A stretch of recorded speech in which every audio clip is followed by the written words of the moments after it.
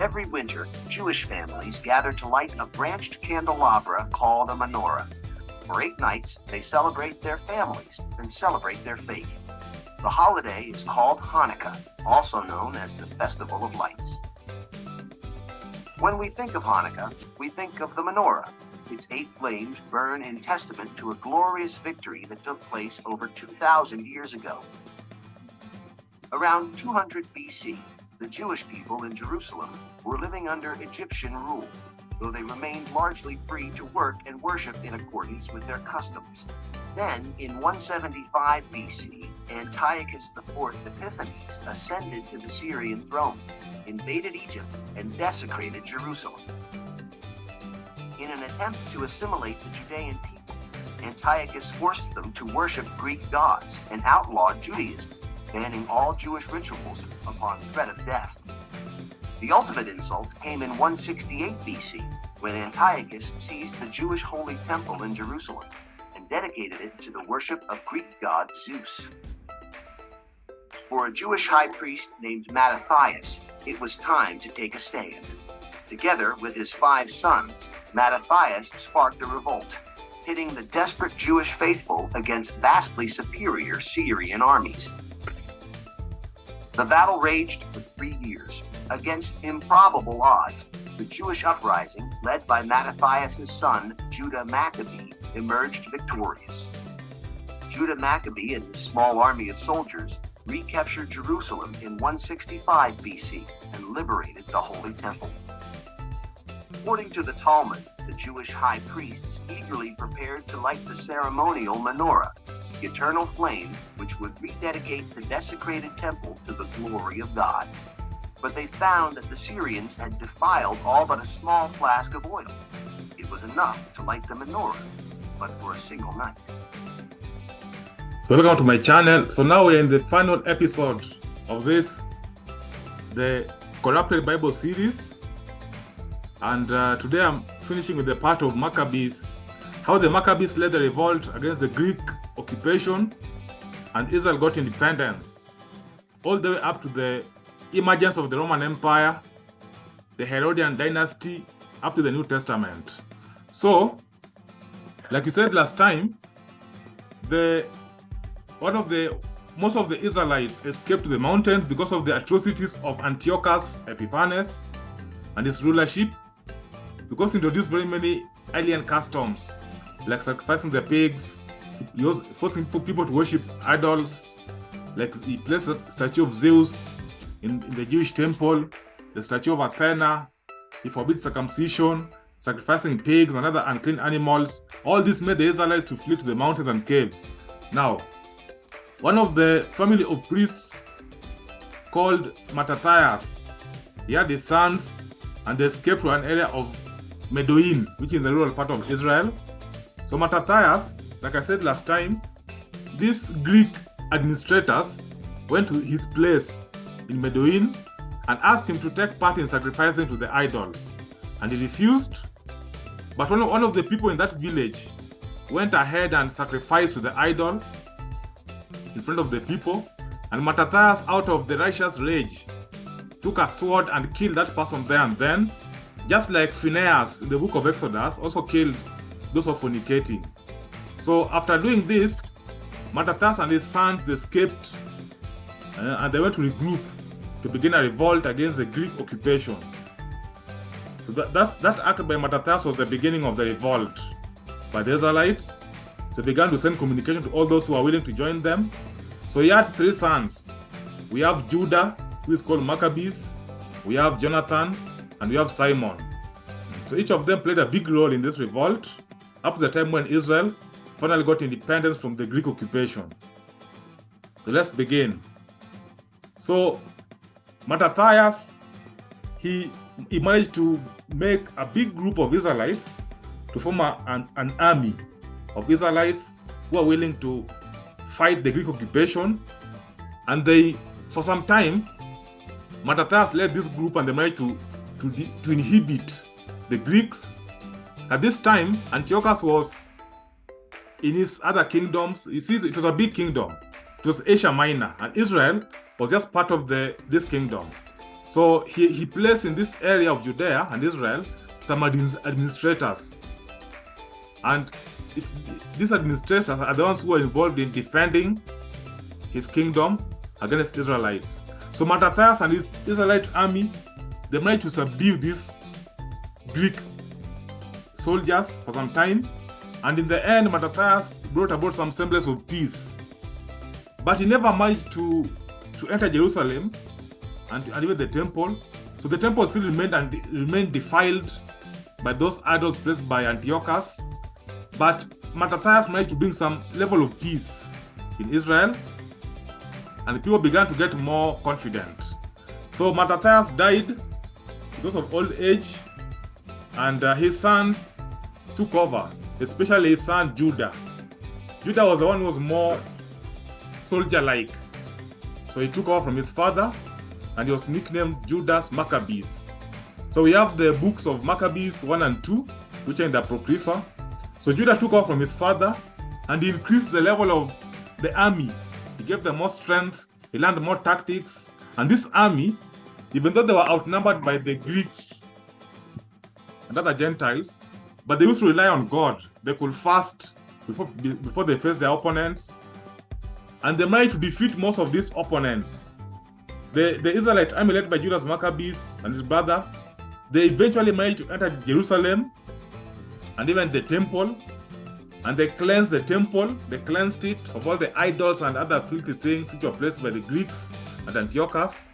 And this event is celebrated by the Jews even today in a holiday called Hanukkah. So this Judah's Maccabees is so much respected because he managed to enter the temple and to cleanse it and sanctify it eventually. That was a very big milestone for the Israelites, because the temple is very important to them, and if it is sanctified the way God wanted, it gives their kingdom a sense of normalcy. So Maccabees even today is highly regarded by Israelites.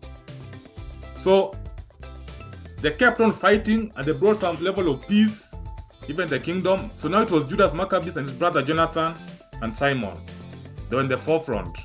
So they brought some level of peace and stability, and they managed to subdue these Greeks and their soldiers for some time.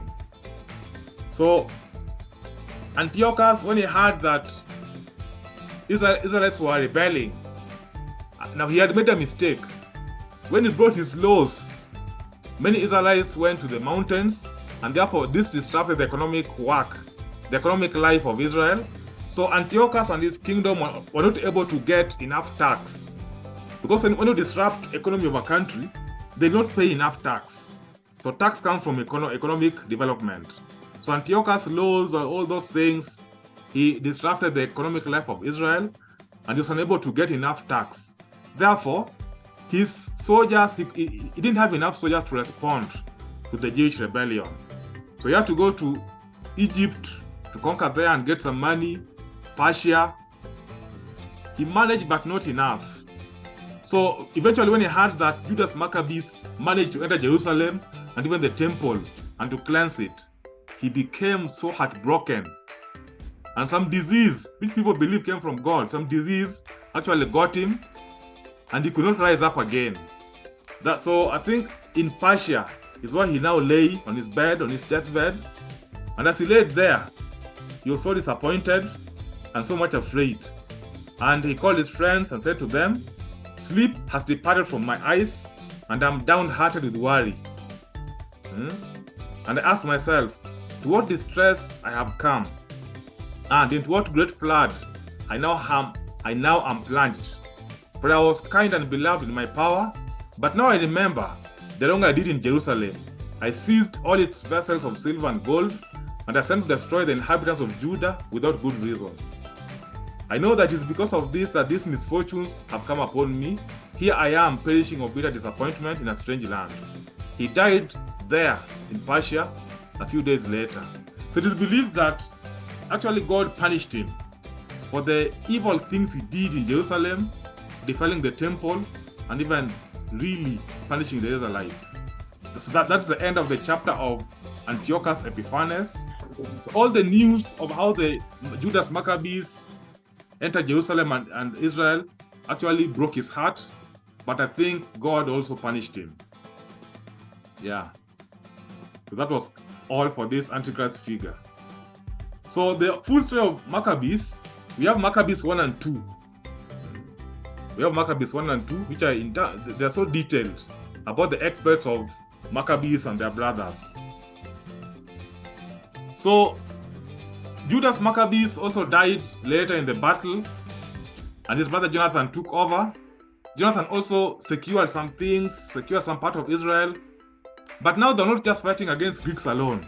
We had the usual enemies of Israel, the Edomites, who were the neighboring. Ammonites also were still there fighting them. So whenever Judas Maccabees or Jonathan managed to get some peace in Israel, those neighbors still disrupted them, attacked them from outside. So Judas Maccabees, Jonathan were always fighting the Greeks and even those Edomites as usual, and even the Ammonites. And there were even some Israelites who were sellouts, like those rich ones. They could go to Greek, to the king there, and even Rome, and even Egypt, to call them to come back and take over their country. So we had those sellouts.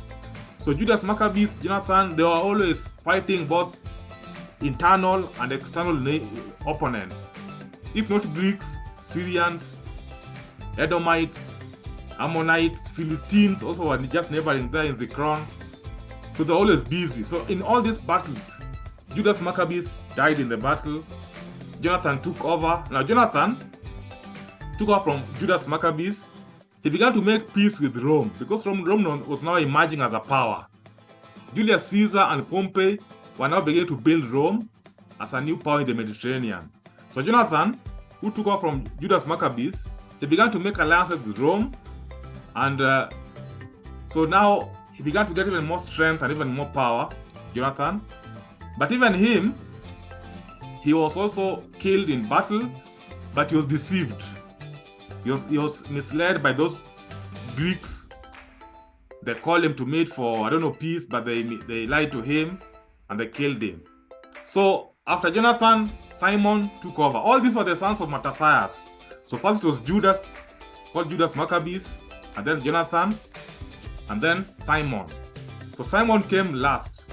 Simon is one now who used the Rome alliances and even the armies that his brothers had built, and it brought a more lasting peace and independence in Israel. Because now at this time, even the Greeks who are also fighting Egypt, like I said earlier, Greeks and Egyptians were always fighting to see who was superior in this Alexander's kingdom. So because of those constant fighting, these two powers also, their strength diminished and Rome was emerging. So fortunately, Jonathan had made alliance with Rome. It was an emerging power. And eventually, Simon now, after Jonathan died, Simon took over, and Simon now managed to achieve the peace and independence of Israel from the Greek and foreign occupation. So now Simon was in power, but he was a friend of Rome, because Rome was now coming up as a new superpower. Now, the Israelites, they decided to appoint Simon because his family, Mattathias' family, Judas, all of them, they are from the tribe of Levi, which is a priestly family. So Israelites decided to choose him as their priest, and the Romans also chose him as king. So he was a priest and king, because now Israel was independent. It was a good time for Israel.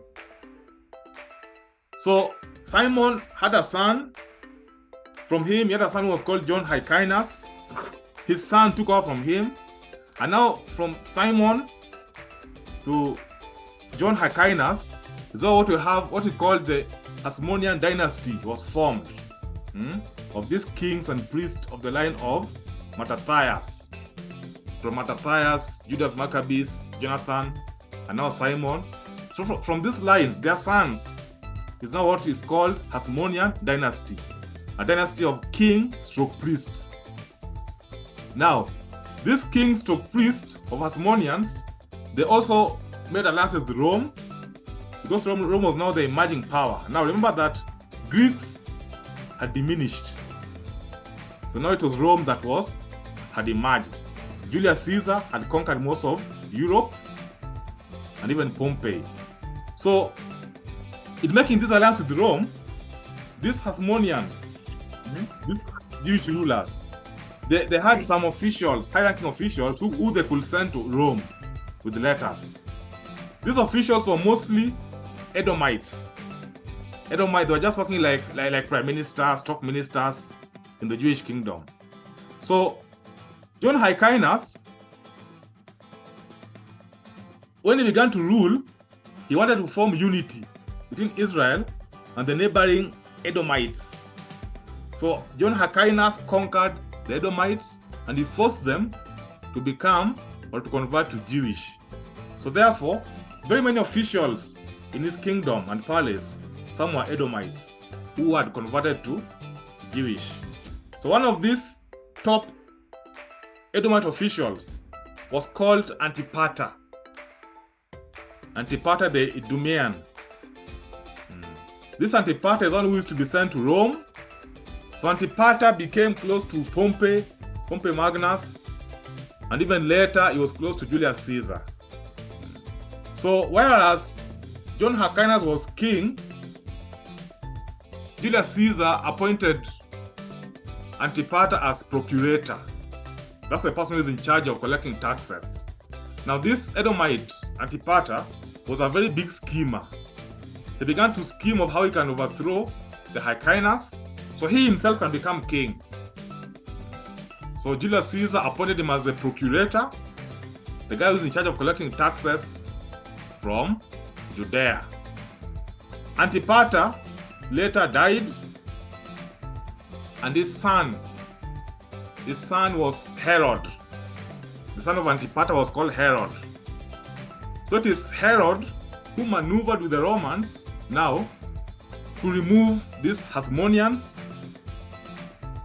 Because now at this time, Herod the Great, this Herod is going to become Herod the Great. He was a friend of Mark Antony. Mark Antony was the one who succeeded Julius Caesar. So Herod, the son of Antipater, later became known as Herod the Great, was a friend of Mark Antony. Mark Antony helped him to become the king now. So they removed those Jewish Hasmoneans, and now Herod became the king of Judea, and now they founded the Herodian dynasty. This Herod the Great is one who is known for now rebuilding that temple, because the temple was so much defiled by the Greeks. So Herod might repair it and to build the temple such that by the time Christ came now, that temple that he found was built by Herod the Great. So Herod the Great is one who was there when Christ was a baby. It is Herod the Great who wanted to kill baby Jesus. And the angel appeared to Joseph and told him to escape with baby Joseph and Mary to Egypt. It was Herod the Great, the son of Antipater. So when Jesus was in Egypt, Herod the Great died and his son Antipas took over. So the kingdom was divided into three sons of Herod. There was Philip and there was another one. They were called tetrarchs. So the place where Jesus was, Herod Antipas was the one who was in charge. So after Herod died, the angel told Joseph to now come back to Israel because Herod the Great had died. So when Christ now became an adult, it was now Herod Antipas who was the king of the Jews. So when Christ was being killed, it was now Herod Antipas and Pilate who were the ones who was there. So now we are in the New Testament. So we find that all these things happened. All these things that we have been looking at, from Antiochus, Maccabees, all of them happened from between when the Old Testament ended, Malachi, up to before Matthew. So in between the Old and the New Testament, all these things happened. And you realize that the Bible, the modern Bible of 66 books, it skips all these things. These things have been omitted. The entire Greek occupation, the entire Maccabees, all of them, they have been omitted from the modern 66-book Bible. So after all this, is when now we come to the New Testament. Now in Matthew, at the beginning there, is Herod the Great, who now is the king, and the three wise men go to see him, and others. And then later he dies, and then Christ comes back. So when Christ comes back now, it's now Herod Antipas, who took off from his father. So now we are in the New Testament, and I think now everything else is covered. So I hope you have learned something out of this series, and I'd like to see your comment in the comment section.